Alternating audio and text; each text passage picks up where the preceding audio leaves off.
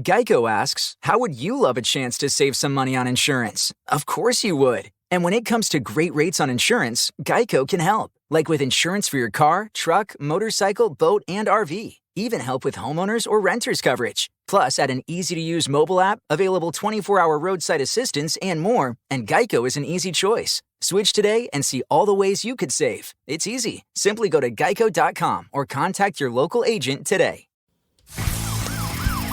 This is Things Police See, First-Hand Accounts, with your host, Steve Gould. Welcome to the podcast that interviews active and retired police officers about their most intense, bizarre, and sometimes humorous moments on the job. I'm Steve Gould, everybody. Thank you for joining us. Thank you for finding the podcast. Like it says in the intro, this is just a podcast that sits down with the men and women of law enforcement, and we hear their true, unedited stories of what they encounter and what they see in their line of work, and with the idea that you will gain a better appreciation for what the men and women of law enforcement are out there doing for you. Thank you for all the recent 5-star reviews on Apple Podcasts. I appreciate it. We're almost, I'd like to get to 1,000, as you know. We're up to 850 something. So they roll in every week, and I really appreciate that, guys. So thank you for that.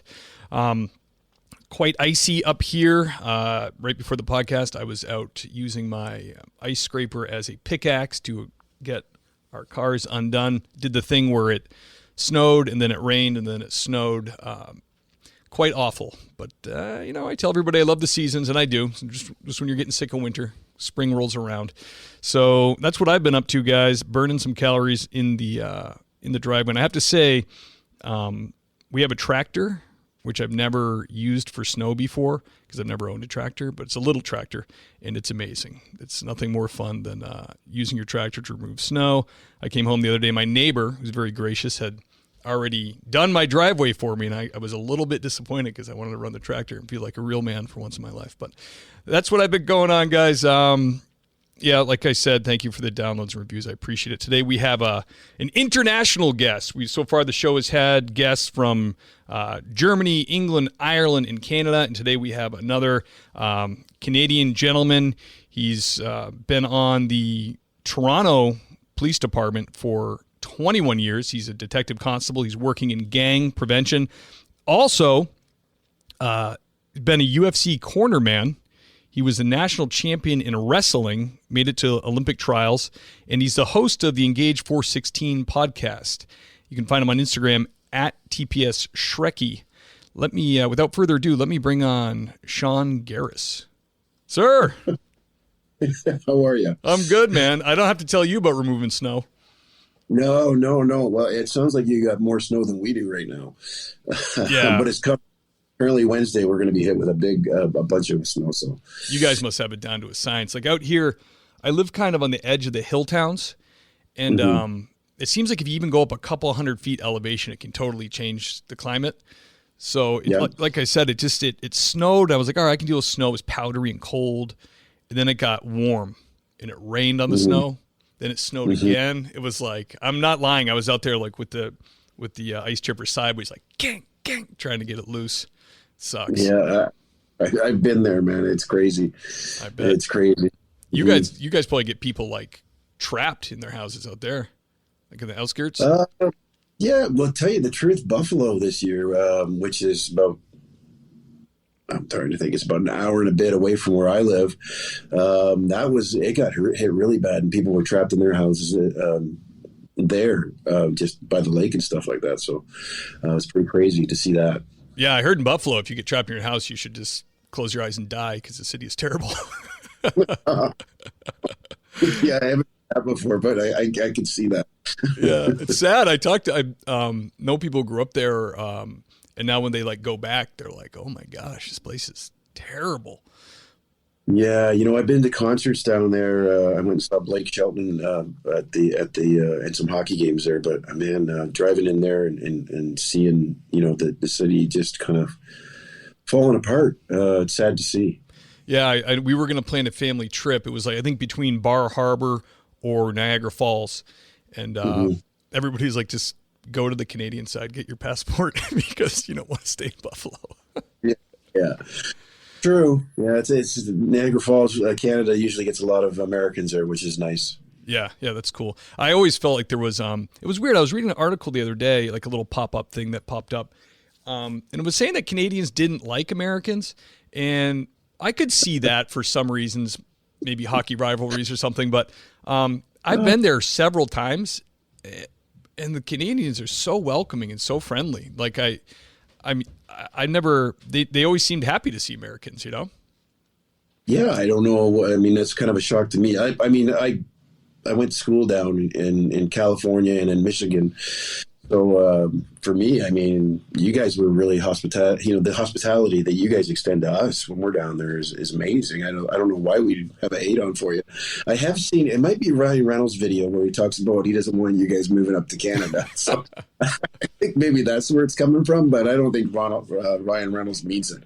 That's funny. Yeah, well, the only time I ran into something was, and I mean, probably totally warranted. We took a bus from Western Mass for $99 for the weekend, went to Montreal. And we're all 19 and we could drink up there, so that's why we went. So I'm sure we were total jerks. But the French, the more French people did not have a lot of disdain for us. It seemed like they didn't really like anybody, but they really didn't like us. Well, if you don't speak French, up there, and there's, a lot of people in Ontario here that don't. But if you don't speak French up there, sometimes you are treated differently. So, yeah, you're the outside. But that's what's so cool about Canada is that it has some of those cities really do feel like another country. It's really neat. Mm-hmm. It's very in places really ornate and old, kind of like Boston, like very very old school, very cool. We went to Nova Scotia, and on the way up there, you know where Truro is? No. Truro, Canada. It's like, it's out there. But we had the bottom of our camper, one of our holding tanks broke and fell off, and it was like, just so happened half mile up the road there was a mom and pop garage, and these guys. I mean, I had my family with me. He could see the panic in my eyes. I'm like, I don't know what we're gonna do, where we're gonna go, and we're in another country. These guys, he had all three of his mechanics come out. They all got underneath the camper. One guy had gone to Walmart, which is like an hour and a half away. He'd bought some come-along straps for himself. He used 2 out of the 4 of the package for me to get the under of the camper secured. They're under there, and it's gray water, but it's everywhere. It's like stinky, and they're in it. They do the job, and then they wouldn't take any money. Mm-hmm. So I went to the owner of the shop, and I was like, I gave him $50 or something. I was like, this is all the cash I have. I just, thank you so much. And they're like, I'd like to think that if this happened in the States, you guys would do the same. And I was like, I would like to think that too. Well, those are good people up there in Nova Scotia. They're again, you go from area to area, you'll find there's some really, really unique personalities just in every province, tell you the truth. Yeah, I bet. They're very accommodating, very friendly. It's too bad. It's so huge. It's like the U.S. It's huge, so it's kind of hard to. I don't know if I'll ever make it to the West Coast, like Vancouver and all those places. But I heard it's got incredible places. So you work at. It's funny how I found you was I think you followed the show account, and it said TPS Shawn Geris or TPS Shrekky, and I thought this guy is a super fan of my show. He put it in his, because I refer to it in short as TPS, Things Police See. Oh, so I go, man, we got a real fanboy here. And then I go to your page and I'm like, damn, it's Toronto Police Service. So. Oh yeah, sorry about that. But anyways, I was happy to find you because you're super active on social media. You belong to a huge department. You have a crazy and interesting resume. So I'm glad I found you that way. Gang prevention in Toronto, clearly a major city, huge city. What is that like up there, and I'm just curious because down here I'm only familiar with West Coast gangs or New York, and they're all kind of Bloods, Crips, and then you have a million other ones, and then you have the motorcycle gangs. Are these derivatives of those, or are these their own self-sustaining groups? Self-sustaining groups. They're, I think with anything, American culture, we watch American TV. We have, we have Canadian television as well, but the content is very limited. So we watch a lot of your television. We get a lot of your movies coming up here. And as a result of that sort of thing, a lot of the fads or influences come up here, and I think it started, back in the day when the movies about gang subculture came out. Very similar, like the movie Colors with Robert Duvall and Sean Penn, Boys in the Hood. Those movies, I think they kind of planted the seed, I guess. And as a result of that, I mean, they're not connected. They're their own entity, but they started to take up, names. Like we have a Driftwood Crips is a well-known gang up here in the city of Toronto. You can Google that, as well. But the Crips, it comes from the Inglewood, I think it's Inglewood area Crips.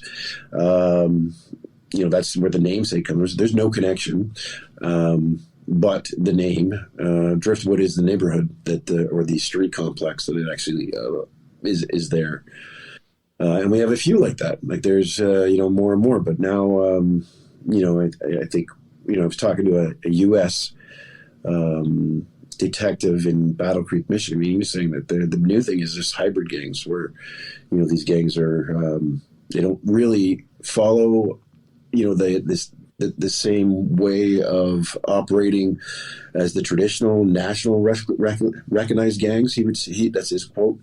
They kind of operate on their own, where they're they don't have a hierarchy anymore, and they just operate as these nefarious characters, causing no good. Really? So they must be that just kind of sticking to their neighborhoods, and they're not having any kind of broad agreements or anything like that. Is it very segregated there? Like here, is it like black gangs, Latino gangs, white gangs? Same idea?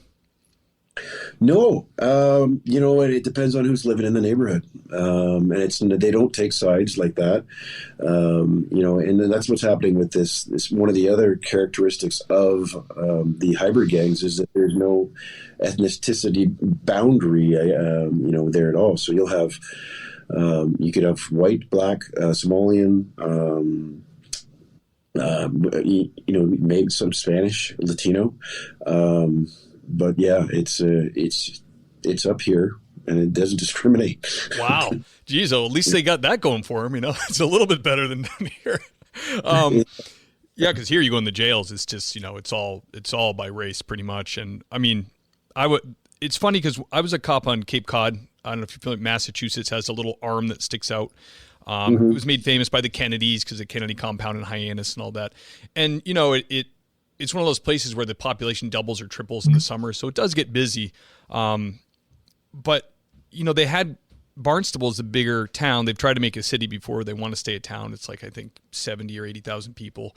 It's not huge, but it's for Cape Cod, it's large. And they had gangs pop up. And they sounded silly, like the white t-shirt crew or something like that, and some other ones, and we all made fun of them.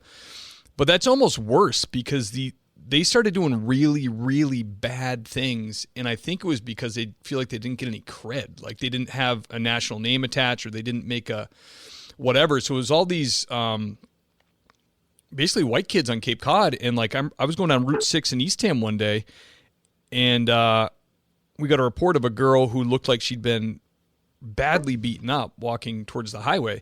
So I took the first road off to the left, and there she was, shirt ripped, blood all over her face, hair pulled, just a crap beat out of her. And it was a gang stomping in Eastham, which is like a little beach community, and that's when it made me think like, wow, like this, any gang can be super dangerous if they get steam, and if they're really looking to prove themselves. They want to be legit. It's almost worse because they're just seeing it, like you said, in the media, and then they're trying to replicate it. And I don't know if they have a hard limiter on what they're doing. Like, how far do we go? Yeah. So I've seen that in like even like kind of suburban or rural areas in Massachusetts, which I thought was bizarre. And I mean, kind of what we get like gangs 101 and police academy and then in our training, but it's mostly like they're looking for something cohesive, like something to belong to, right? Like the family structure is weak, so they find a place to get stature and rank and notoriety through this gang. That's the basis, pretty much. Well, yeah, I mean, that's one of the risk factors. I think we commonly kind of gravitate towards the poor parental supervision, and that's what causes it. But there's a lot of push and pull factors that come from academia that actually, the more you have, there's a higher propensity for you to actually get involved in these gangs. And, some of it, there's actually various headings, and when you start doing some reading about it, with these risk factors, and they come into, the risk factors that come into play, there's individual risk factors, school risk factors, peer group risk factors, family risk factors, and community risk factors. So some of the risk factors, if you have one or two of these, it's not gonna pull you into this this gang culture. But if you have more than a handful and they start piling up, you're going to be, there's a higher propensity, like I said. But some of the, I'll give you an example of just some of the other ones that come into play. Under community, if there's already a gang existing in the community, that's the kids in that neighborhood. There's a higher propensity for them to get involved. Cultural norms supporting the gang. If that community already has, gang, one, but if they have people within the community that actually support the culture, and if you've worked in various gang impacted neighborhoods, you start to realize that, there are people in the community that actually do support the gangs, whether they've been kind of, recruited to help out. You'll have mothers of newborns where the gang will supply them with diapers or baby formula, and they'll do favors for the gang members. It could be transporting narcotics. It could be just being a lookout for police. Just little things like that. They're supports. Right. You have a community like that. Again, it's another push and pull factor, but the individual pull factors, when you start looking at those, or the family risk factors, because that's what you had mentioned, and that's kind of popular with belief of anybody's poor parent or family. It's drug or alcohol abuse in the family, family violence and neglect. I mean, often if you talk to gang members, and I've had a few on our show, or even reading about gang members, there's a few good books that I've read, but, a lot of these things are actually present within their lives. A family member's already been, there's a gang member. So the younger sibling is like, I want to be just like him, whether or not the older sibling is like, yeah, come up and join us. The parents, I've had it where the parents are involved in criminality, just antisocial behavior as well, and economic deprivation, right? So that's other things that occur as well. But there's a lot of push and pull factors. I didn't even mention them all. Oh, I'm sure you know a zillion, your specialty. I mean, that makes a lot of sense to me, like the dropping off the diapers and stuff, because here's someone who maybe is struggling and no one else is helping. No one else is saying, here, let me give you something, quotes, for free. Let me care for you a little bit. That just makes a lot of sense that those people would start saying, well, I got somebody in my life here in the neighborhood that seems to care about me. Nobody else is. I don't have the government coming over here doing, hand delivering stuff to me like that, or I don't have, police officers or whatever. So I can see how people would fall into that. I mean, you hear that story. It's kind of like, cliche, but like in New York, in one of the boroughs, like the cops will take out the head drug dealer or the head gang member, and this was a guy that was throwing $100 bills from his second story apartment into the street on New Year's Eve for everybody, and then there's a power scramble for who's going to control this guy's area. It becomes more violent, it gets scary. So yeah, all those things. That's really interesting. Shawn, can you tell us? It doesn't have to be gang related, but can you tell us, or probably isn't because you're probably younger, the first call you went on that you kind of got your heart going, gave you a little bit of a jump, hot call, if it were. I was born in a small town, a smaller town than Toronto. I think there was 300,000 people there. Kind of a naive kid when it came to, police work or anything like that. So when I first came into Toronto, one, it was a huge culture shock. I mean, I bet. the buses ran, in London where I grew up, they only ran till 11 o'clock. I'm driving around the police car and I see these, I'm seeing the buses, still going on at like 2 or 3 in the morning. I'm kind of confused. I had to ask my coach officer, what the heck's going on? And, he's, no, they run 24/7. Like, what's wrong with you? So that was kind of up for me, but, working in a gang impacted neighborhood is where I started. So, you can imagine, how naive I was to just about anything. I was just this kid that went to school and, and graduated, went down in the States for a wrestling scholarship, and then came back. And, I wasn't exposed to any of these neighborhoods before. So I was kind of thrown right in this gang impacted neighborhood. And I can remember distinctly one of these calls that I went through. It was a shooting. And shocked the hell out of me because I'd never seen anything like this before. I'd seen a dead body, but it was, at a funeral in a casket of my grandparents. Right. But I'd never experienced anything like that. I mean, this was, not the way you're supposed to see death, as a human being. Most of us go through life. We go attend funerals, and that's the only time that we see. Sure, they're all dressed up. They're in their best clothes. They have makeup on. Yeah. But to see somebody, shot one, but shot, dead, two, it's just, kind of scary to, as a naive, and I was 30 at the time when I got on. So, I mean, I had life experience, but to see that, it shocked me. You got the call, it was a shooting. And of course, being a new, police officer, you're kind of like, okay, this is great. We're going to a shooting. It's going to be cool. Once you get there and you have the adrenaline rushing and whatnot, and then you start to process what is going on, you're going, oh crap. This is normal. This is not cool. Yeah. And there was, I remember blood everywhere. It was a apartment building. I know some of your viewers are thinking right now, like, this guy's from Canada. There's nothing bad happens up there. Oh no, but Toronto's a huge city too. I mean, that's a major metro area. Yeah. So, coach officer, of course, when he sees me, I'm kind of, stumbling, in my actions. So he's barking things for me to do, start, performing, first aid, what we can, try to preserve the body. And,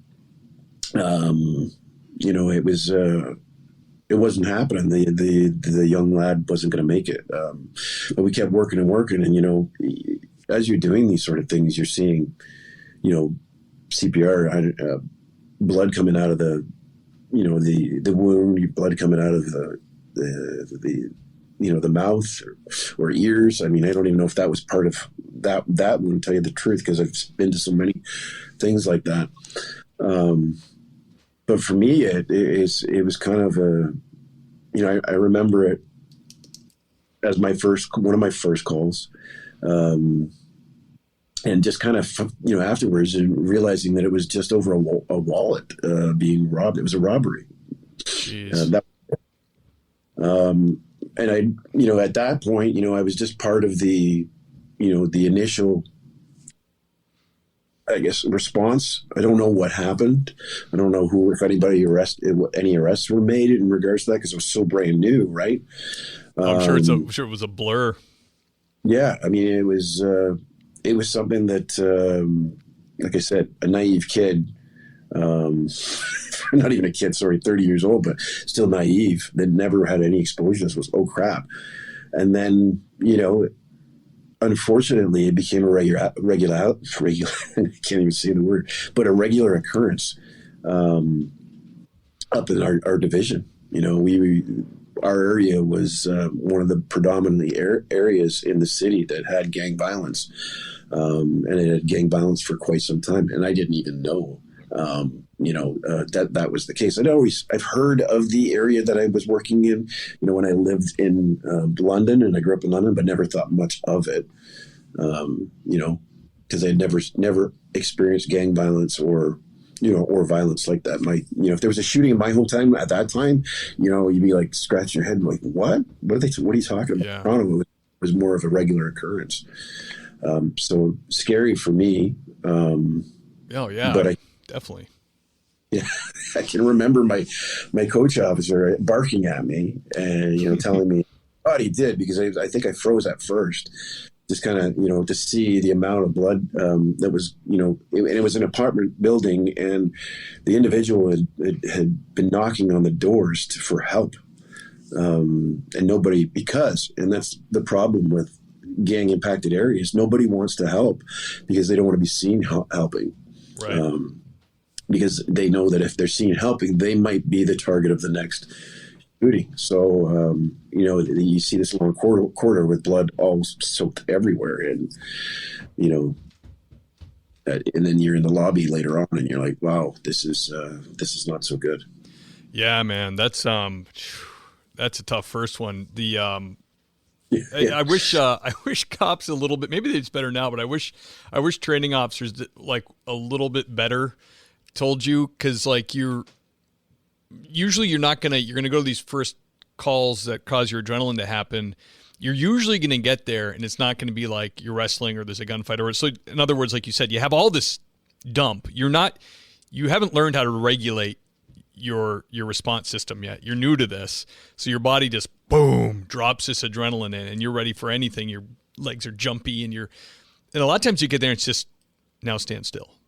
Now, because that's the beauty of having a training officer being like, hey, grab the first aid kit, start CPR, do this, because you really are kind of just like outside the bubble. You're just kind of like, I thought your body's ready to fight and you're coursing with adrenaline, and then it's like a lot of nothing, kind of. It's more of a mental game at that point. I wish someone had said that to me, Yeah. Well, I know you're wearing the badge and there's and the uniform and the expectation for you to do something too, right? So you're kind of froze because you're like, well, wait a second, this isn't normal. What am I? And you're starting to process it as a normal human being, not a police officer at the time, right? Well, I mean, a new police officer, I guess, and it's tough because if you didn't have your coach officer with there, you'd be kind of standing there maybe for a little longer until somebody go, "Are you going to do anything?" Right. Yeah, which would have been horrible for the public to nudge you. But thank God that we have coach officers that kind of prepare us for that sort of thing. I know when I started coaching, and I knew that I would have to, bring some of my new cadets or whatever, into these neighborhoods where that was going to happen. And it was always when it happened, if you're driving, I'd be talking about scenarios, and I'd be, and you tell the stories, but not only telling the stories, what you're doing is you're trying to prepare the individual. Listen, we have shootings around here. The first thing I need you to do is put up the damn yellow tape first, because that's paramount, and you know what, do it bigger than you have to, like create a huge scene. We can always bring it down afterwards. And so, you always kind of try to prepare them, because it's not, in the college, I don't remember if they ever taught that to us, where to put up police tape, or they may have taught us in theory, but for you to actually practically be out there on the road and say, hey, I got to, put this tape up. So you just give the person a nudge and, get them prepared. Right. So, yeah. It's good for them to have a job too, to have something in their mind that they're going to do, Yeah. Yeah. Rather than standing there and just kind of, becoming hyper vigilant and taking in all that blood and the wound and all that stuff. Damn it. So did that rattle around your head for a little bit after that? Did you sleep well that night, or how did it go? You know what? I'm lucky enough that I have a lot of, support mechanisms and things in play at the time. I was still competing, in wrestling. So, I was, I was able to kind of, just have these outlets that I could, weightlifting, wrestling. I started jujitsu as well then as well. So, anytime something like that would happen, boom, you're going there and you try to regulate your body, right, into processing it. But those are things you don't forget. And those are just because it's you we live a life of regularity at times. And then when you get put into a vocation like ours and we're exposed to the malevolence of the world, it can change you. So you really have to be cognizant of it in ways and have those outlets to stay. And I'm sure, so it doesn't change, who you are or God forbid, put you in a state of depression or PTSD. Yeah, absolutely. I so wish that, in high school I played like baseball and I played some football and I even did basketball. I was terrible, but it was still fun to just be there, to be on the, they'd put me in almost for a joke, like, cheer for Steve. And then I did golf one year, but I never did wrestling. We did it like mandatorily in like gym class, but I never did the wrestling team. I think because it was, I don't know if the season was during, I think maybe all my buddies were playing basketball, so I just kind of did that.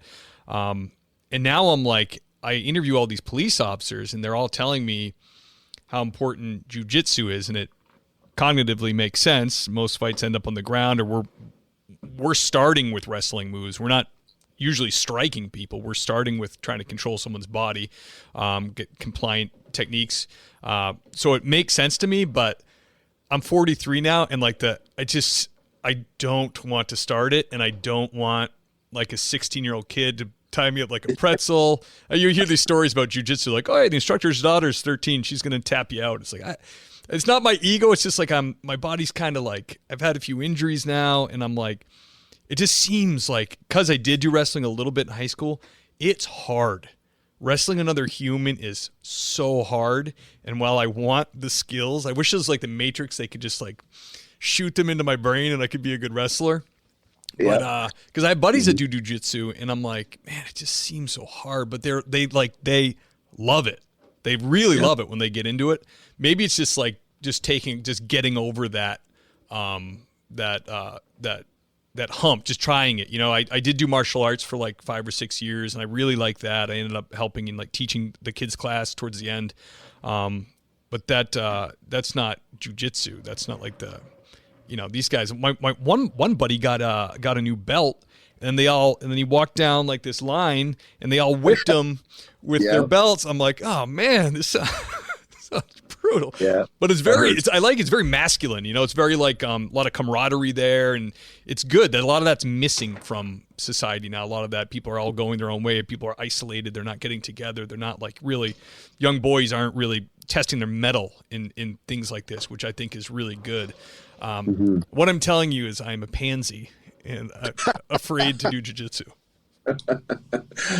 Can you motivate me, Shawn? I'm not agreeing with you. You know what? Tell you the truth, I wrestled my entire life. My dad was a 3-time Olympian for Canada. So wow. Wrestling was my bread and butter. That is what I went to. Jiu-jitsu is kind of like, I'm retiring from wrestling. Let's take it down a key. I'm going to tell you, jiu-jitsu's been an interesting journey. When I first started going there, of course, the story talking about the 16-year-old girl, choking you out. Mm-hmm. I remember to my first, I was teaching, or I was training at a facilities that offered wrestling as well as jiu-jitsu, and the jiu-jitsu class was right after mine. So somebody had mentioned, hey, why don't you try it? So I tried it. Of course, they spent a little time there doing it more and more. And there was people in the class, when there's one jerk who choked me out, and he throws, after he chokes me out, he throws up his hands and he goes, I just choked out at the cop. Of course. There's that embarrassment that comes in, and I think that's what puts, guys like yourself, don't want that because because of that, right? And it's unfortunate that occurs. You just choked out a guy that knows zero about jiu-jitsu. So good for you, right? Yeah, exactly. And I can still remember the guy's name and everything too. But after years and years and years, not years, but a couple of years later, I was able to take on this guy. This guy was I think he was a brown belt, not brown, sorry, blue belt at the time. So one above blue. So I ended up, surpassing him afterwards, but, and motivated to do so as well. Oh, I'm sure. Yeah.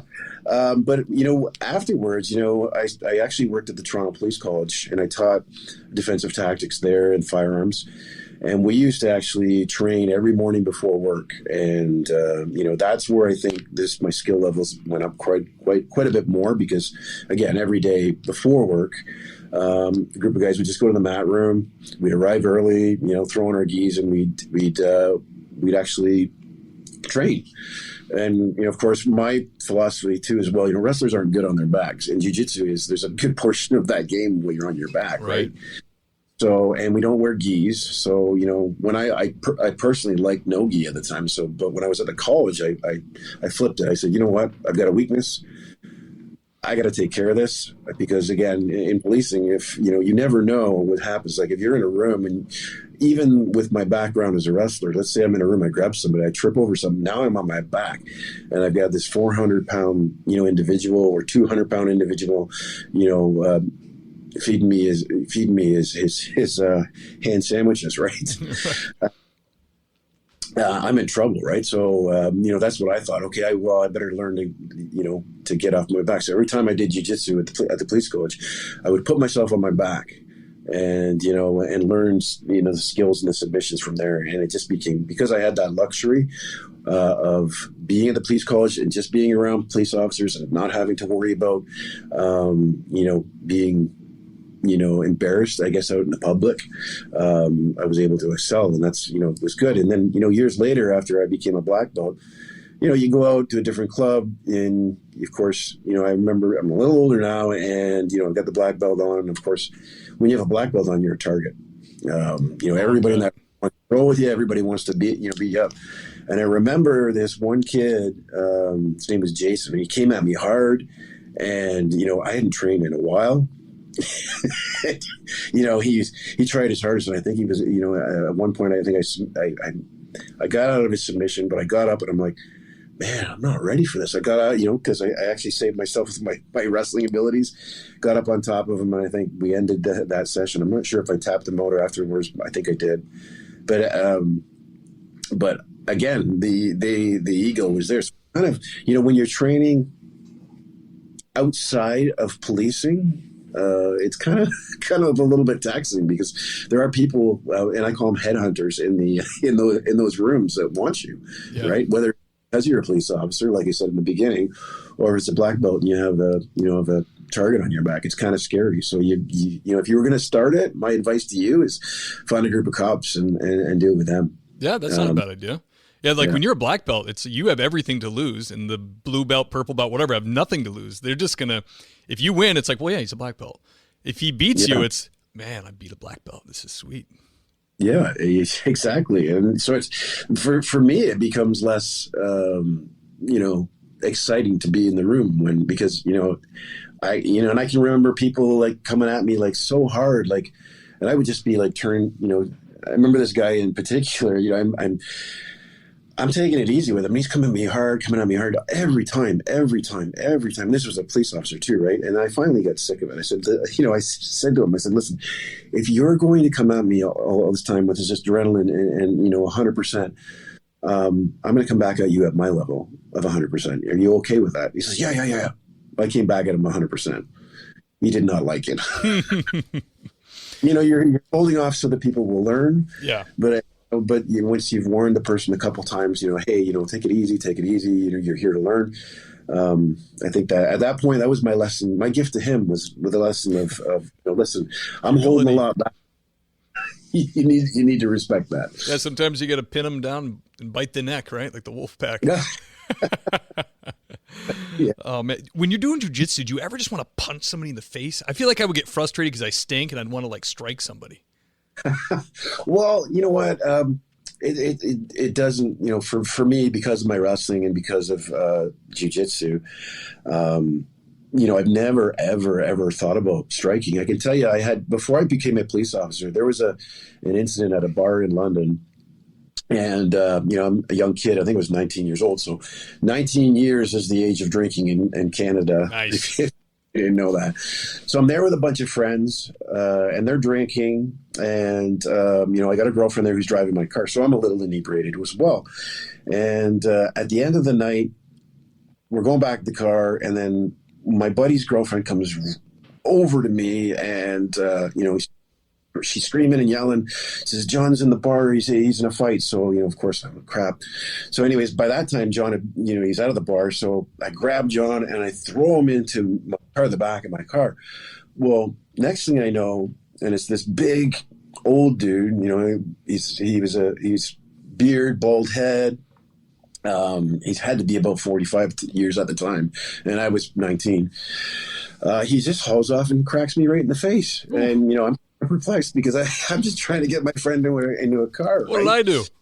Yeah. So instincts just kicked in, and this is why I'm telling the story. Instincts kicked in, and I took him down in a double leg takedown. And at that point, I don't know what to do. And, he's at that point, he ends up biting me on my chest. So he's actually got a hold of my chest. But I'm wearing a denim shirt, so he's not piercing my pectoral. He's actually I can feel the skin grinding, but it's the denim is protecting me. So that's how I fight, a lot of biting and pinching. Yeah. In my head, I'm thinking, what's going on? Because I'm drunk. Right. So then I realize it, and that's when I start to hit. So, my first instinct is not to use my fist because of wrestling, and I think jiu-jitsu, because it's always about, control. Dude, my dad told me when I was a kid, he said, if you get in fisticuffs and the guy wrestles, don't ever let him get his hands on you. If someone wrestles, they will tie you up and it's over. Yeah. Well, that was the beauty of the skill set that my dad passed on to us, right? Because that's been, even policing, it's always been quick control, boom. If I ever had to use any force to arrest anybody, that was the case. And, I'm also lucky because of my size. I'm 6 foot and about 256 pounds right now. So not a lot of people challenge me. That's nice. My chief is like that. My chief is like 6'2", 260. And just good to have on a scene, just standing around, looming around, if it's a fight or something. It's just like I remember once we had a summer officer who was like, 6'4", 6'5", he's like 300 pounds. And summer officers on the Cape would just kind of ride with you, or they direct traffic or whatever. And I just told him, I was like, listen, we go to something, just stand right behind me. And if I point, just grab the guy. He's like, all right. And now he's a state prison guard, so that he does that for a living, grabs people. So. Oh, there you go.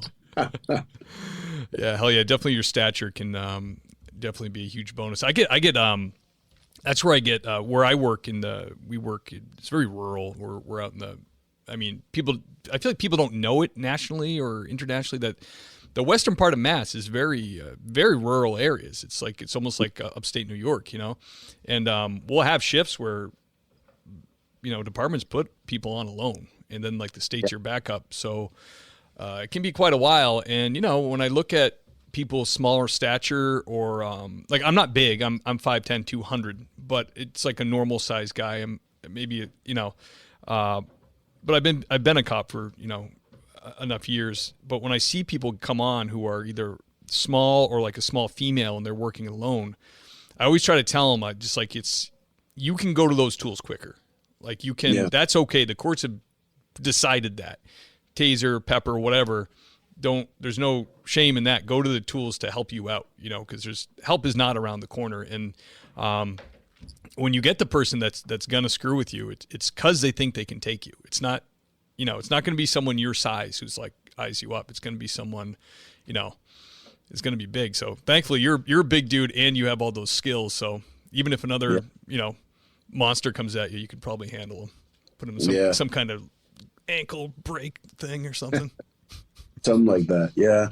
You know what? When we were working with the cadets and coming through, one of the biggest things that I told them: if you're not training jiu-jitsu, not a wrestler, grab some pavement and do some cardio, because your cardio is your first line of defense, your first line of offense. If you don't have that, you're not going to be any good in the fight. So, you got to get to the battle. You're going to be forced at one point, within your career, but you should have your cardiovascular training because it's going to keep you in the fight longer than most people. Absolutely, yeah. And I saw that like early on. We had a female who was out of control, and there was like 3 of us dudes, and we were having trouble. Because if someone is is out of their mind, or someone is really accessing that like primal fight or flight part of their brain, and they're getting all those chemicals in their blood. There was 3 of us, and we were trying to like not hurt her, but it was incredibly hard because she was so strong, because she was freaking out. You take now do that one-on-one with someone your own size. They're freaking out, but you're not. I mean, you're going to be winded real fast, because we're, as cops, we're always trying to we're trying to do it without hurting them. We're trying to subdue them when they're trying to attack initially, you know? I mean, or even just doing do 3 minutes on a heavy bag, and you can barely pick your arms up. You know, it's like if you're not in shape, you just can't. If you don't have the lungs, you're not going to make it, like you said. Absolutely. Yeah. So in jiu-jitsu, I didn't mean to turn this into a jiu-jitsu podcast, but I'm very interested. Is there, when you train, it's not always just a free-for-all, let's wrestle. It's like you're training specific moves, right? You'll be like, let's practice this move over and over. Is that what happens? Yeah, I mean, you have your warm up, and then you'll go into the professor. Well, that's what they call the black belts. They'll go in and give specific moves. Sometimes there'll be drills to go on with them as well. But it won't be until the end of class where you actually do the sparring. And sometimes you can pick and choose who you spar with as well, right? And if you let them know that you've an injury, that's always good too, right? But then when you're in there long enough, you realize who the people you should avoid as well. Right? Are you meaning like people that like go a little too hard, or like don't really train when they're training? They're kind of getting a little too excited. Yeah. So, generally, like somebody that joins first a white belt, they become pretty aggressive in the beginning, and they're very spastic. I could see that. That would be me for sure. It'd be like, life or death. Yeah.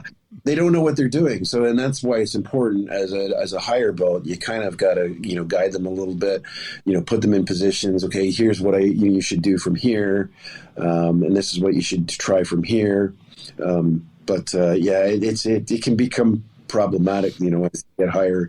And I was that person too, right? But I was that person with a wrestling background. So, I was a little bit more of a problem for some of the higher belts, and they didn't like it when I first came in. Oh, I'm sure. Yeah, because you have a toolbox to fall back on. Yeah, absolutely. Yeah. Determination, technology, and street smarts. That's how you solve so many remarkable cold cases. If you or someone you know is frustrated and needs help, contact Tim Corbett at America's Cold Case Experts. It's not too late for justice. Visit coldcaseexperts.com now. Shawn, let me shift gears here a little bit. Can you tell us about an intense or terrifying moment from the job? Yeah, and when I can talk about this one, it's case law. It's case law, I guess. But I'm working alone, middle of the day, in a neighborhood. Again, working in a gang impacted neighborhood, but there's certain areas like that are there that are. There's where a lot of the gangsters live, but then there's other like neighboring neighborhoods where there's houses and not so much. What I'm trying to say is like. So it's a mixed area, I guess, with different housing styles. That you've got the high rises, you got the community housing, you've got house owners as well in that area. So I'm working in a kind of an area close to one of our gang impacted neighborhoods, and we get a call to go to this address. There's a guy hiding in a backyard. He's just told the homeowner that somebody's been shooting at him. So, of course, lights the sirens, go down to this area. I was actually pretty close because in their areas that were impacted by gangs, I tend to had a tendency just to stick around those areas. So I go in and I locate the gentleman. One of the officers that is with me, she arrives there as well. So I'm parking southbound, she's parking northbound. And as I'm getting the description of the individual, talking to this guy, I'm writing things down. I have my memo book out. The victim, he goes, "That's his car, and he's coming towards us right now." Oh, so, great. Turn around and I take a look, and of course the car slows and turns to avoid us because we were parked farther down the street from him. So, of course, I get in the car. My partner gets in her car. She goes driving through the neighborhood. I drive through the neighborhood. We can't find the car at this point. Driving on for, maybe a 30 seconds or 45 seconds, which seems like forever when you're looking for a suspect. But then I located the car, and it was on a street, nobody in it. And, tinted windows. So you approach it cautiously, you look, nothing. And it's parked beside this parkette with this park. And I'm thinking, okay, well, he's not around here. Where would he be? He could be in the backyards. So I took a guess, and I thought, okay, if I was him, I'd probably go into the park, right? Try to blend in or something like that. So I took the police cruiser and I actually drove down there's a cement laneway that actually went down into this park. So it was down in a hill. And as I'm coming down the hill, I kind of turned the corner, and then the everything opens up to this, grass. There's grass. There's some water, some birds, people sitting on picnic tables eating their food. These old guys playing cards. And the first thing I see is the gentleman that he had described in the witness had described to me. So he sees me, we lock eyes. And of course, he runs. So I gun my car. So I'm chasing him with my car through this, this grass, this park. And he gets to the tree line. I have to stop because I can't run my car through this tree line. There's thick trees, and so the tree line. There's trees that stops, and then it goes up this hill, and all the trees are on this hillside. Almost like we're going camping, running through the camp. So I get out of my car. Don't have time to take my keys or anything like that. Just run out of the car. Now I'm running foot pursuit in the forest. I can hear my partner behind me. She's saying, "I'm behind you, Shawn. I'm behind you." Right? I'm running. I can still see him. He jumps the fence, and of course, I'm. You're dodging tree from tree. It's Sure. like an obstacle course. And at the same time, I have my hand on my pistol because I don't know if he has a firearm in his hand or not. Right? I don't know where his firearm is. I know that he might have the firearm, might be back in the car. Who knows? So I can't play that game. I can't say, he's the gun's in the car. I'm safe. I can't play that game. I gotta have my hand on my firearm in case I need it. So he jumps the fence. He goes into this backyard. I jump the fence. And at this point, I can hear, my colleagues screaming and yelling on the radio, trying to say, where are you? Where are you? Where are you? Right. And tell you the truth, I had no idea where I was. So you can, at that point, I mean, you kind of, your adrenaline's kicking in. You're a little bit scared. One, because nobody's going to be able to find you if something happens. And two, you're all turned around. Yeah, I don't know where I am because I just came out of this bush and I'm seeing the back of houses. I usually patrol in front where I would see, the front of the houses. I would know the streets where I am. I'm in the backyards where I don't recognize anything. And I'm chasing after a guy that potentially has a firearm. So, I jump in fences. And at this point, I know he can hear me because I'm this close to him. And I'm 240 pounds at the time. So I'm a little bit more fitter. I was training for the Olympic trials at the time too. So I was in a good shape so I could keep up with this lad. He was faster, but, had it been no fences or anything, I'm sure he would have gotten quite a bit farther. While I was doing that, I was getting on the radio when there was free time and I was saying, he's coming towards you. He's coming towards you. I didn't know if they were coming towards you. I wanted him to hear me that I was saying he's coming towards you. So he actually changed direction. Good tactic. Yeah, but he went back into the forest. So he jumps over the fence and he jumps in, into the forest. And at this point, so there's an elevation. So there's he jumps the fence. The fence line, the backyard that I'm in is here, and the hill goes down. So he jumps over the fence and he gets stuck in between the fence and a tree. So his torso is actually stuck between a body and a tree, and he's trying to wiggle himself out. So now I'm standing over top of him. And I give him the police challenge, please don't move. And I have my firearm out and pointed at him. he's got this look in his face, and I've never ever seen, this look on anybody's face before, and it still haunts me to this day because I'm thinking, what I'm at this point, I don't know what he's thinking, but he's got this look on his face, and I'll go back to how I felt afterwards.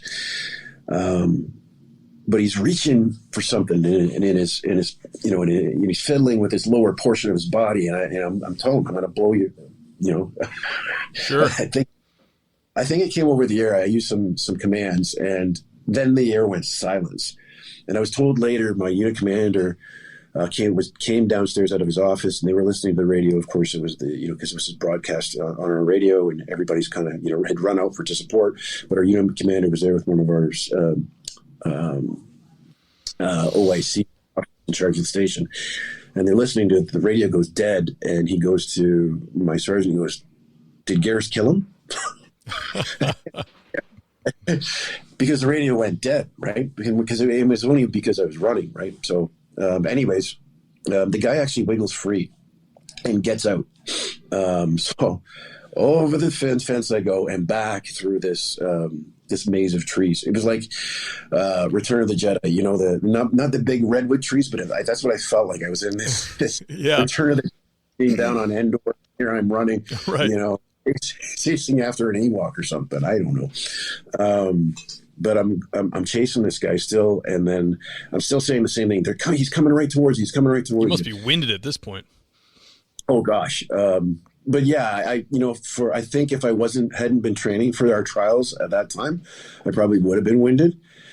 And I was winded, I believe too.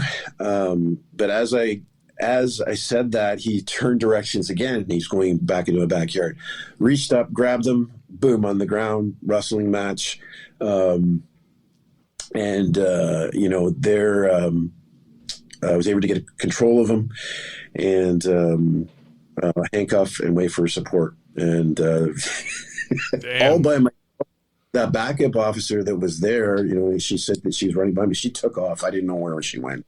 I think we lost her, in our running, right? She probably couldn't get over one of the fences or something like that. Right. So with me all the way, I get this guy. They finally find me.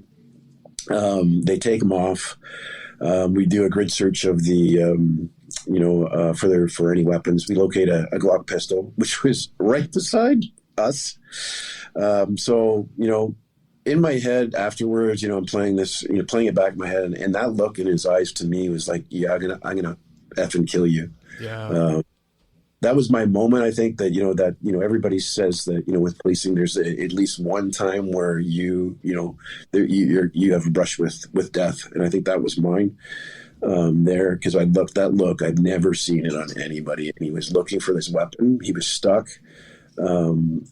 So he probably would have used his weapon at that point had he not broken free. Thank goodness and thank God he did break free at that time, because I didn't get shot and I didn't have to kill him. Yeah. But afterwards, we took him back to the station, and this is all in the case law if you guys ever want to look at it. But they did the search of him, and they found that he had this makeshift holster on his thigh. So it was a belt that he had cut to fit his thigh, and that's where he had stuffed the firearm. It was the exact spot where he was actually looking to, when I said he was fidgeting for his lower body, he was looking for his firearm to utilize it on me. So yeah, it hit home. It was pretty scary to this day. I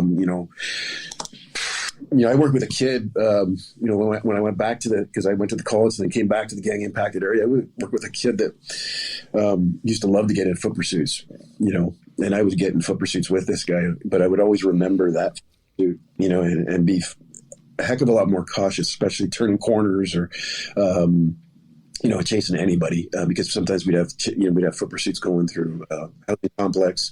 Sometimes they were through the forests and stuff like that. But that was a memory for me that always, always stuck and protected me. Thank goodness. But I can tell you, working with that kid, I had to go to physiotherapy so many times just for the arches in my feet because foot pursuits. Wow. That's crazy. Yeah. That many. Yeah, that's scary, man. I'm especially because you're obviously reaction is slower than action anyways, but when you're chasing somebody, how many times have you seen those videos when the guy just points straight back at the cop? It's like you don't have any time because you're thinking about so many things, your terrain, your running, your heartbeat, your eyes are jiggling. That's sketchy, man. Thank goodness he couldn't get that thing out. I mean, how do you afford a Glock, but he couldn't get a good holster? Yeah. I don't know. Yeah, I mean, it was scary. I'm just thank God, like I said, that he wasn't able to access it. Maybe if he had a proper holster, would have been different, I guess. But thank goodness that we with handguns, there these guys can't access them legally, right? And you can't. There's no carry and conceal weapon here, right? Which is kind of interesting because, coming, and going into Michigan and stuff, I talk to your coppers down there all the time. And, one was, I got a permit to carry it off duty. I'm like, we don't have that up here, because they asked me, they look at me like I'm crazy. I'm like, yeah, we don't have it. The only way we can carry a firearm off duty is if our police chief says it's okay. And it's got to be, to protect yourself from some sort of threat.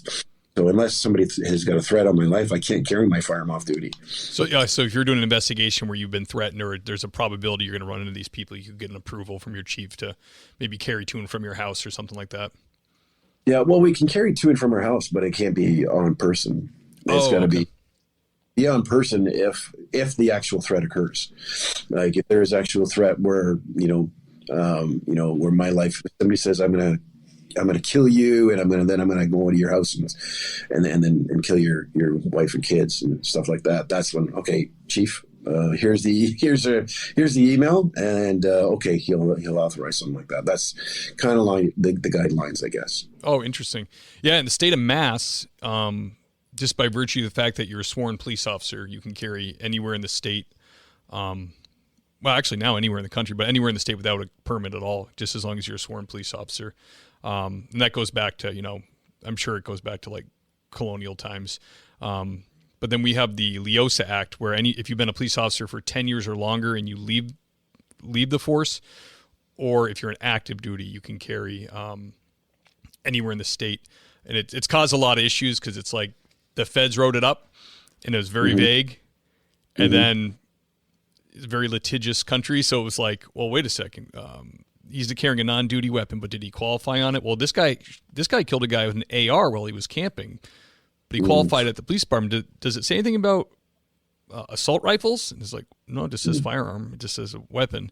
So he actually was okay, but it's like it caused a lot of problems because, and there's also cities like New York forever wouldn't honor it.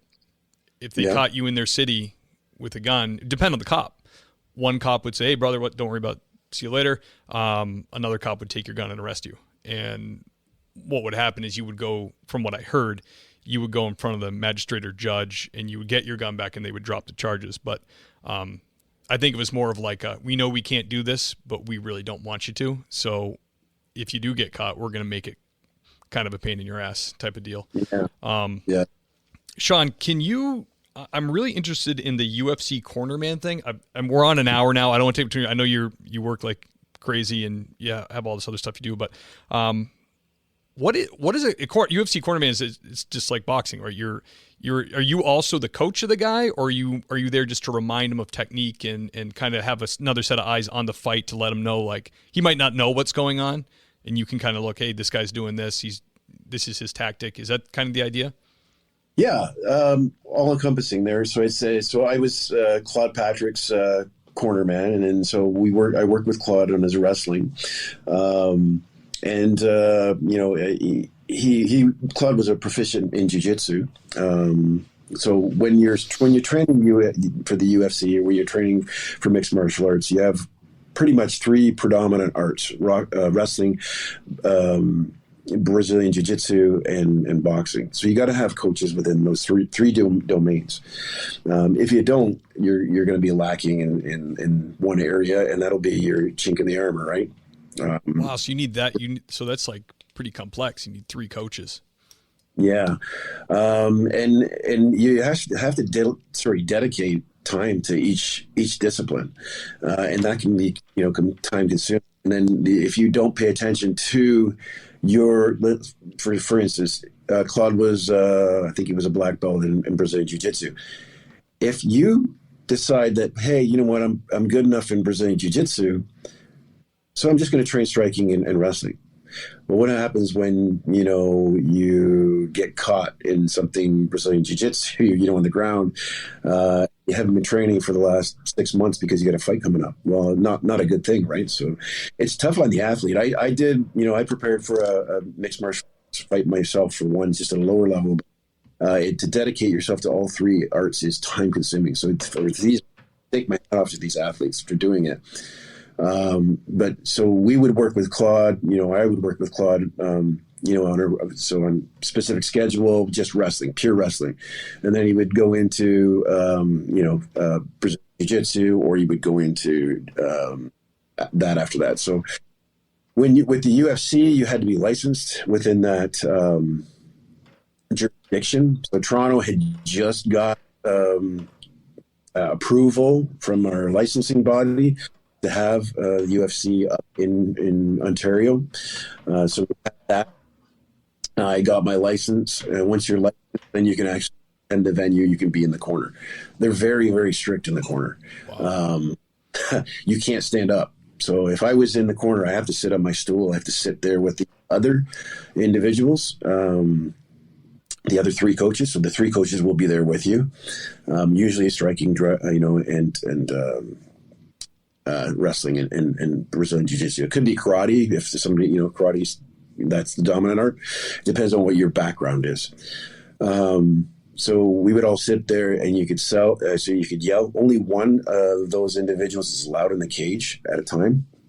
So you can see, I've got pictures of me. So I made the choice because I said to Claude, his Brazilian Jiu-Jitsu guy, had flown up from Las Vegas to corner him as well in this fight. So I said, listen, you go inside the cage. I'll just be outside the cage. So I just stood behind and I would yell. That's right. I would yell instructions from there. So a lot goes into that. Yeah. So just between each round, you really, and that's the thing, is you really have to watch the fight. You have to pick apart, the portions of the game that the other player has. So I had to study, his opponent and break down his techniques, and where, what techniques we had to implement to stop it. One of the opponents, he actually telegraphed his double leg takedown. He would always kind of, bounce almost. So I said to Claude, I said, he'll shoot when he bounces. So just keep an eye on that. So, and that's one of the things we keyed on, and, it worked for us. So, it was a fun process. It was kind of, we got to, corner him at the UFC at the Sky Dome, or I don't even know what they call it. He's just changed his name, Rogers Center from whatever it is now. But, it was pretty neat. And then I got to see, so a good buddy of mine was fighting on the main card, Randy Couture. But he was fighting. I got to see him lose, which is unfortunate, but, it was his last fight. So I got to see Randy's last fight too. Wow, that's awesome. While we're there, but I got to see it up front and personal, right there in the, next to the cage. So, I'm just trying to think what else can I speak to. It's just, it seems, not to take anything away from that, it sounds awesome, but when I was I think it was early college, late high school, when we first started, when it first came out, and there was no rules. It was there was it was like a bloodbath. You only get a pay-per-view, and it would just be like a firefighter from the Bronx who was just like a brawler boxer guy versus, jiu-jitsu wasn't even someone said jiu-jitsu and you were like, what is jiu-jitsu? But of course the Gracies ended up taking over. But that was freaking exciting just to see two dudes. And there was no rules. They could do all kinds of weird. I don't know what the rules are now that are different, but I don't think they had gloves on. No. It was, and there was groin shots and I remember this one guy did a head and groin double elbow when he was on top of the guy. It was did he kill that guy? I think that was Gary Goodrich that did that, a Canadian fella. Oh, really? Canadians can fight, man. Canadians are brawlers. Well, you know what? We had, when I was going to Eastern Michigan and wrestling there, we had a guy actually from Windsor, just across the border, named Dave Benedetto, and he was a wrestler. He wrestled in Canada, but he came over to the United States, came over to wrestle with us at Eastern Michigan. And one of my coaches was this guy by the name of Steve Frazier. And I don't know if you know that name. But in wrestling, he was the gold medalist at 84 Olympics in Los Angeles for you guys. Oh, wow. Cool. Dave came in. Dave was a big dude. Steve wasn't very big. He was probably I'm going to say 5'7", maybe, compared to Dave is 6'3" or 2 or somewhere around there. The size difference was quite a bit, but it was kind of funny because when they got in the room and they started going at each other, Steve kicked the snot out of him. Really? Like, just destroyed him.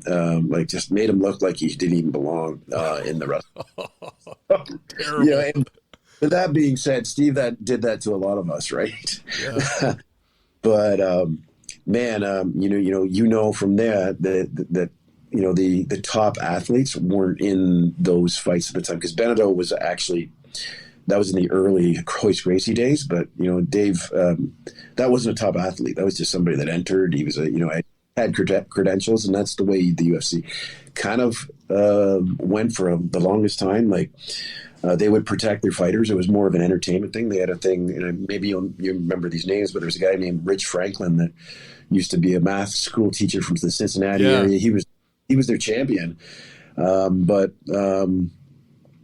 was a guy that was more talented, a guy by the name of Matt Lindland, who's a buddy of mine as well, Olympic silver medalist for your country, in Greco-Roman, but they wouldn't fight those two. They wouldn't have them fight each other. And Matt was the number one contender, but they wouldn't do it because they didn't want their pretty boy, because this guy looked like Jim Carrey, a better version of Jim Carrey. Yeah.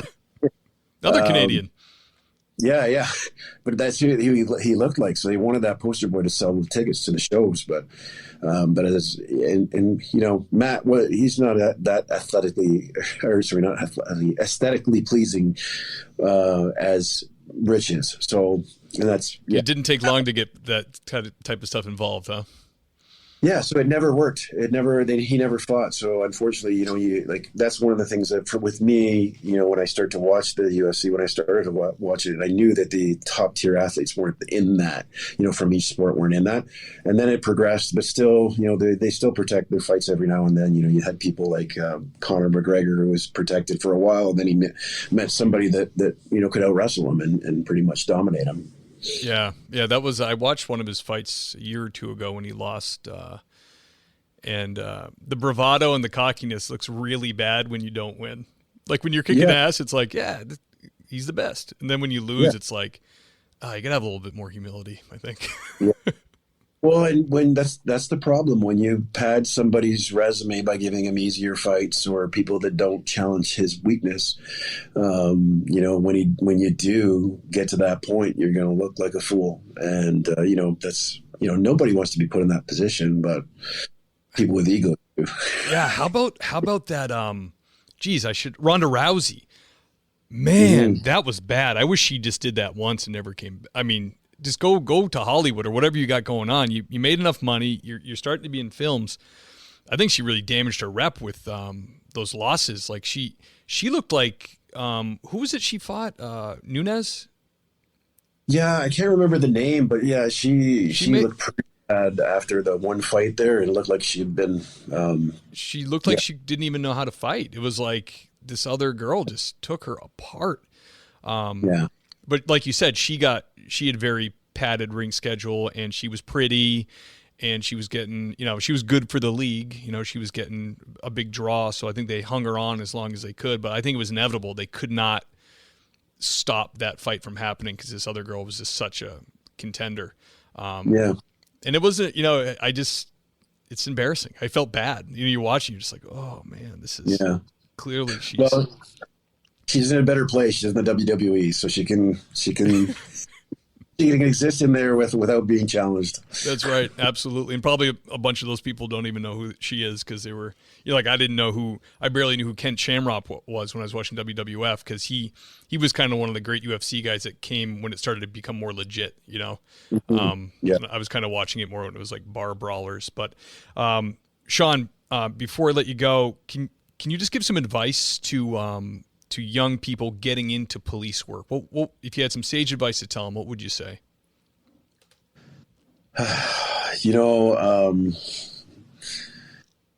You got to really, really,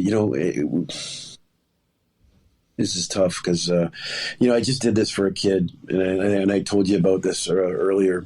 A kid that, I used to wrestle for me when I coached at York University, and he was murdered by he's ambushed. Yeah, basically. I'm so sorry about that. Yeah, we were supposed to have an interview, and it happened right then. It's awful. Yeah, so Greg was a tough kid. He had all those he's a Brazilian jiu-jitsu brown belt. He wrestled for me at a college level, very talented. All I can say is that when you go into the unknown, have your eyes open and be aware of your surroundings, be aware of what could happen. Don't take things lightly when you're approaching vehicles. I don't know if that's what happened with Greg because I don't want to see the body cam footage. It'd probably make things worse for me. But you really, keep yourself safe. And you do that by, training in an art that keeps you proficient, keeps your fighting proficient. Keep your mind,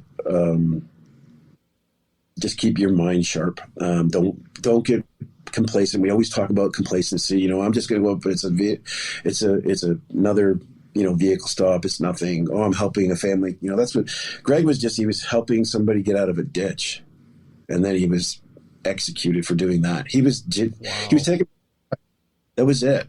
No chance. Had he had a chance, he probably would have won that fight because of his skill set. But it was a cowardly act. You can't really prepare for that unless you can prepare mentally for that when you're approaching the vehicle, right? We do that in the college when we prepare you guys, the cadets to come out. But we really, I think, as trainers, really have to make that hit home. The other thing too is, we talk about the job changing us. Have support mechanisms in place. Have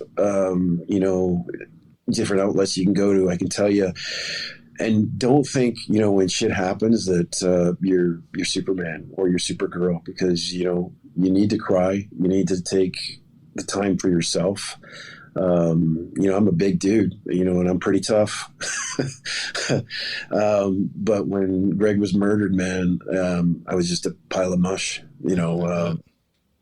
So, you have to take the time to recover too, because you don't take the time to recover, you're going to do more damage in the long run. Where, we don't want to show emotion. And I think that's with policing in general is we put on the uniform. We think that we have to be tough. We can't show any weakness, but you're a goddamn human being.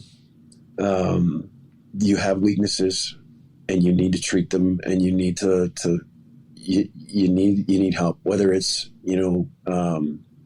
physical or whether it's mental. You need it. You really do. And I guess that's my advice, is just kind of take care of yourself in any way and every possible. We will take care of our dog better than we take care of ourselves. We will take it for the medication. We'll make sure it gets the medication. We'll get a thunder jackets if there's thunder outside. We treat our dogs better than we treat ourselves. For Christ's sake, if you're doing this job, there's so many, bouts of malevolence you're going to run into or be part of that are going to affect your psyche. You need to sit down and you need to realize that, you're not human, and you need to take care of you. You need to make yourself a better person. So think of it that way, I guess. If you have a dog, you need to start treating yourself better than you treat your dog. Yeah, absolutely. That's a great way to put it. Great advice, Shawn. And an example of that is me. I grew up playing sports and was always active. I go to the gym and all that, and then all kind of fell by the wayside. I'm 43 now, and I just started a couple months ago doing kettlebell workouts. And the first one I did, like 10 minutes in, I was like, oh my gosh, I'm weak. I'm weak and I have no lungs. I was in my basement alone, embarrassed for myself. I was like, oh my gosh, this is terrible. It's like you wear all the gear, the gun belt, all that, and sit in your car for a few hours and get out, I'd be like, oh, I'm making noises. Like I remember, like old guys making like, oh, I'm like, geez, this is, this is not good. So yeah, I thankfully I kind of realized that too. I think we kind of forget too, like complacency. I'm not a 25-year-old kid. I'm a 43-year-old guy. It's, unfortunately it's not the same. Yeah. So, just on the physical aspect, but, before you take off, can you tell us a little bit about the podcast you're doing, Engage 416? Yeah, so our initiative is all about getting gang members out of gangs. We're trying to basically prevent them from getting into the gangs by treating those risk factors that I talked about in the beginning of the podcast. Treating them, so we're trying to treat the wound before we treat the symptoms, right?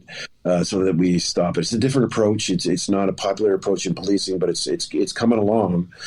We have mitigated gang violence in areas of our city by 30% with some of the stuff that we've done. Wow. Through some of our preventative measures, and it's some of these measures are, they're evidence-based, so they work. They've been proven to work. We stole them from you guys down in the U.S., so it's nothing new to you guys. But we've made them work up here for us. We've developed neighborhood teams to identify individuals in need of help or that experience a lot of these risk factors, so that we can actually put these individuals in our program. We have over 1,800 people enrolled in our referral program currently that are seeking help. So that's awesome. The podcast that I do it, I do a live stream daily, but the podcast that I do on YouTube is our Engage 416 YouTube channel. But I do a lot of guests. I've talked about UFC. I've talked about the guys that I've interviewed there. You've had gang members on, right? Or ex-gang members came on? Yeah, I had actually a guy U.S. He shot and murdered somebody, went to prison for it, and he came out a born-again Christian. He's trying to save gang members as well. I love it. Not lifestyle. UFC champ Frank Shamrock, Ken's brother, who you had mentioned, but Frank's a good friend of mine. So he came on the show. I had an Olympian as well, but most of these people face adversity. And what I try to demonstrate is that, you're going to face things in your life, but it's not going to end you. It's going to, it may make you even stronger if you take a look at what it did to you and then try to safeguard yourself against it. So that's awesome, man. It sounds fascinating. I'll put a link in that in the show notes along with your social media stuff and all that. Shawn, thank you so much for coming on, brother. Great interview. I really, really honored that you were able to make it. Yeah. Well, thanks, Stephen. I apologize for the, for not getting to there sooner or later, but not at all. I'm glad we did this. Absolutely. Can you hang on for like 30 seconds when I just do the outro? Yeah, I'm going to try because my battery's dying. Okay. I'll make it quick. Yeah. Okay. Guys, the great Shawn Geris. What a fun interview, man. That was awesome. Now is the time in the show when I thank the Patreon sergeants. These are the people that love and support the show and whom I love. I thank you guys so much. Let's get to the roll call here.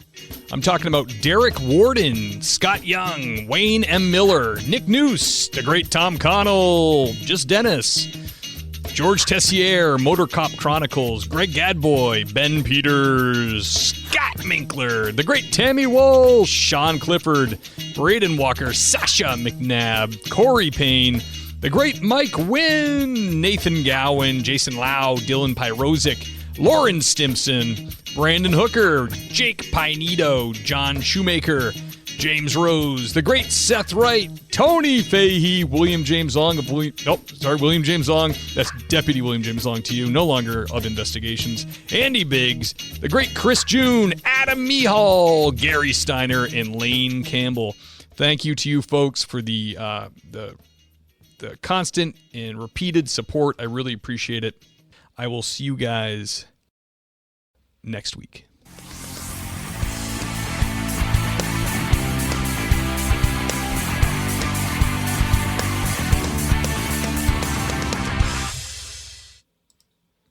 This week on RVER, sponsored by Progressive Insurance. That new doctor is drop dead gorgeous. Please, he's just another RV League educated surgeon with good hair. No, he's different. Nurses, we got a Class C motorhome with a detached driver's side mirror. Meet me in the OR. Stat. Right away, doctor. No, she's on break. I'll handle this one. Oh, you conniving little... When your RV really needs saving, Progressive has you covered. See if you could save with a leader in RV insurance. Progressive Casualty Insurance Company and affiliates, covered subject to policy terms.